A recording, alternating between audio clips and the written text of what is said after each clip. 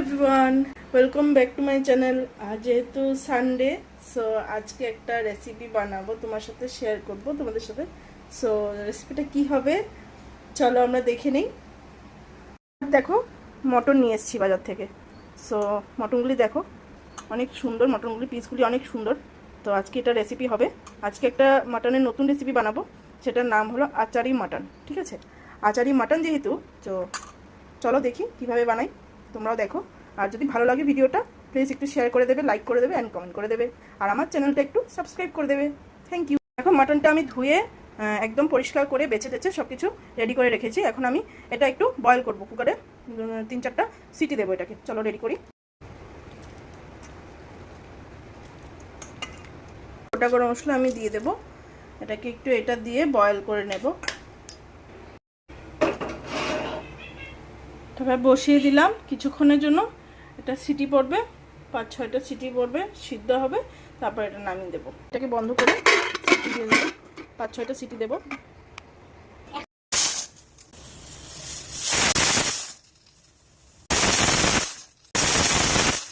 এটা সিদ্ধ করে একদম ভালো করে কুক হয়ে গেছে।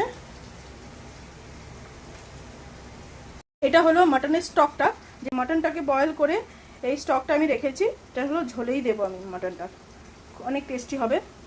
এদিকে আমি সব মশলার উপকরণগুলো রেডি করে নিয়েছি। 5 ফোড়ন, তেজপাতা ফোড়নের জন্য। এখানে আছে হলুদ, গরম মশলা গুঁড়ো, লবণ, কাশ্মীরি রেড চিলি গুঁড়ো, চিনি, আর এটা হলো ধনে গুঁড়ো, আর এটা হলো জিরে গুঁড়ো, আর এটা হলো কাসুরি মেথি, আর এখানে আছে ফোড়নের জন্য তেজপাতা। আর এখানে এটাতে আছে টমেটো কুচি কুচি করে কেটে রেখেছি, পেঁয়াজ কেটে রেখেছি কুচি কুচি করে, আর এখানে আদা রসুন আর কাঁচা লঙ্কা বাটা, আর এখানে রয়েছে দই। তো চলো, আমার সব রেডি হয়ে গেছে, এখন আমরা রান্নাটা চাপিয়ে দিই।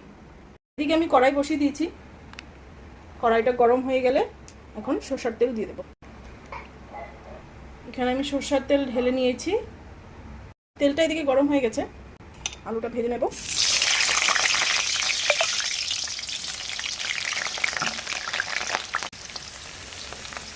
অল্প হলুদ গুঁড়ো দিয়ে দিচ্ছি, নুনটা আমি হাত দিয়ে মেপে দিলাম, 1 চামচের কম দিলেই হবে।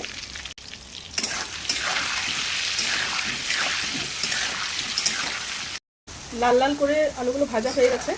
অনেকে একটু হালকা ভালো পায়, বাট আমি একটু লাল লাল করে আলুটা ভাজলে ভালো লাগে আমার, তো তাই আমি লাল লাল করেই ভাজলাম আলুগুলো। যার ভালো লাগে সে আরও কম আঁচেও ভাজতে পারে, তবে আমার একটু ক্রিস্পি আলুই ভালো লাগে।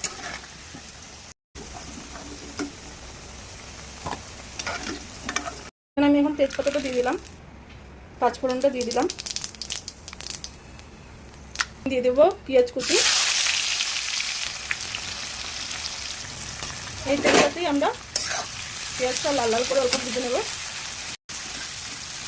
খুব সুন্দর একটা স্মেল বেরিয়েছে, এই ফোড়নটা দেওয়ার পরে খুব সুন্দর একটা স্মেল বেরোয়, মানে বলার মতো না, খুব সুন্দর লাগে। তোমরা একবার এভাবে বানিয়ে দেখো। দেখো পেঁয়াজগুলি লাল লাল হয়ে গেছে। তো এখন আমরা মশলাগুলি দিয়ে দেবো, এক এক করে মশলাগুলি দিয়ে দেবো। প্রথমে আমি নিয়ে দিলাম আদা কাঁচা লঙ্কা বাটা আর রসুন বাটা, তারপর দিয়ে দিচ্ছি জিরে গুঁড়ো, তারপর দিয়ে দিলাম ধনে গুঁড়ো,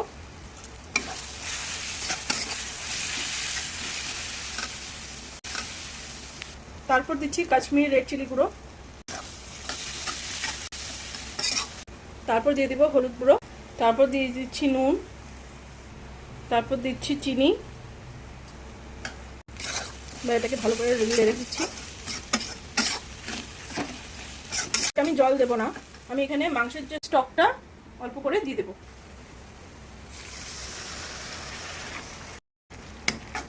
এবার এটাকে ভালো করে কষাবো মশলাটাকে। আঁচটা তোমরা বাড়িয়েই দেবে, ভালো করে মশলাটা তাহলে কষবে। দেখো কালারটা কি সুন্দর এসছে।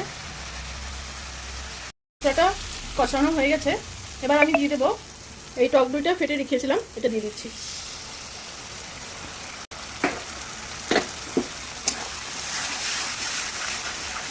কষানোর পর মাটনটা দিয়ে দেবো।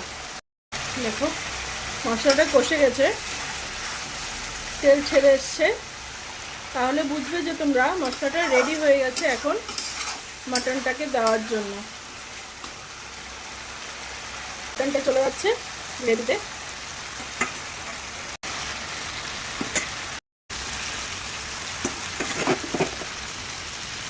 মাটনটাকে দিয়ে দিচ্ছি। এবার ভালো করে মশলার সাথে মিশিয়ে দেবো।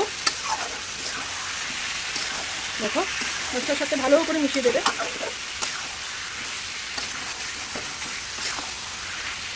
কি সুন্দর দেখতে লাগছে বলো। জিভে জল কার কার আসলো একটু জানাবে সবাই।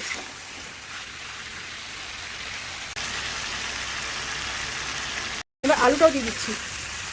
আলুটা দিয়ে ভালো করে মশলাটা সাঁতলে নেব। এখন দেখো মশলাটা একদম কষে গেছে। এখন যে মাটনের স্টকটা ছিল এটার মধ্যে এখন আমি দিয়ে দেবো। মাটনের স্টকটা দিয়ে দিয়েছি। একটু নাড়াচাড়া করে স্টকটা দেওয়ার পরে এখন আমি টমেটো কেটে রেখেছিলাম ওটা দিয়ে দেবো। হয়েছে কালারটা বলো তো।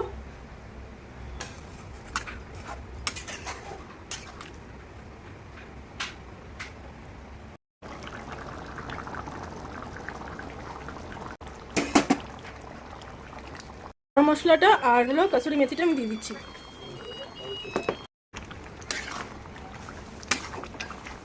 এটা একটু ফুটে আসলে নামিয়ে দেবো।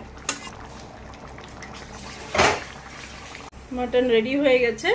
সো এখন চলো সবাইকে খেতে দেবো। সবার থেকে জানবো যে কেমন হয়েছে। কেমন হয়েছে রে মাটনটা? কেমন হচ্ছে? হ্যাঁ দারুন। ও হয়েছে বাবা? ভালো টেস্টি হয়েছে? বেশি? আচ্ছা।